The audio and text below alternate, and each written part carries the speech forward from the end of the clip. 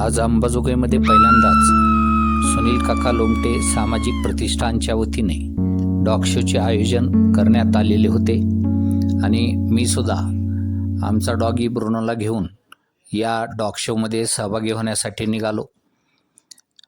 Bruno काही स्कूटीवर बसत नाही आणि त्यामुळं मी त्याला फोर व्हीलरमध्ये टाकलो आणि प्रदर्शनस्थळी निघालो.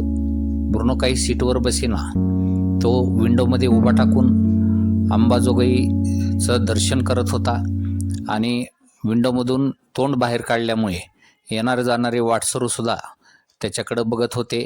लहान मुलं कुतूहलानं बघत होते आणि मी शेवटी प्रदर्शनस्थळी पोहोचलो.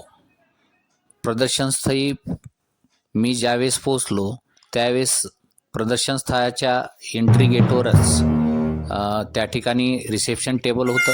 त्या ठिकाणी मी ब्रुनोच्या नावाची नोंदणी केली आणि आतमध्ये प्रवेश केला. आतमध्ये प्रवेश केल्यानंतर बघितलं की मी डॉगसाठी खास रॅम्प वॉक तयार करण्यात आलेला आहे.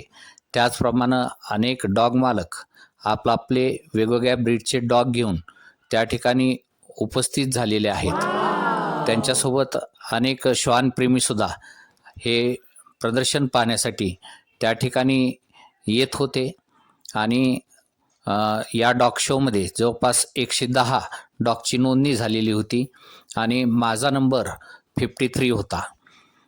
थोड्याच वेळात प्रत्यक्ष परीक्षणाला सुरुवात झाली.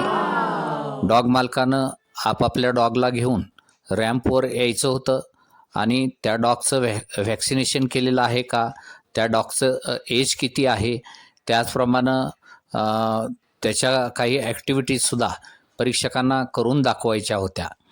एक एक करत डॉग मालक आपापला डॉग रॅम्पवर घेऊन येत होते. डॉगचा रॅम्प वॉक झाल्यानंतर त्याच्या ॲक्टिव्हिटीज परीक्षकासमोर करून दाखवायच्या होत्या आणि परीक्षकांनी विचारलेल्या प्रश्नांची उत्तरंसुद्धा परीक्षकांना डॉग मालकानं द्यावयाची होती. मी या सगळ्या रॅम्प वॉकचं निरीक्षण करत होतो. असं करत करत माझा नंबर आला. मी मात्र सृष्टीला परीक्षकासमोर पाठवलं ब्रुनोला घेऊन आणि ब्रुनोनं रॅम्प वॉक केला.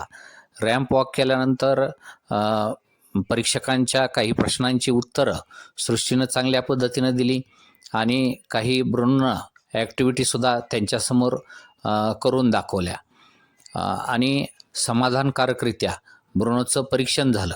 ब्रुनो मात्र अत्यंत छोटी ब्रीड असल्यामुळे त्याचा या स्पर्धेमध्ये काही क्रमांक येणार नाही याची मला चांगली खात्री होती.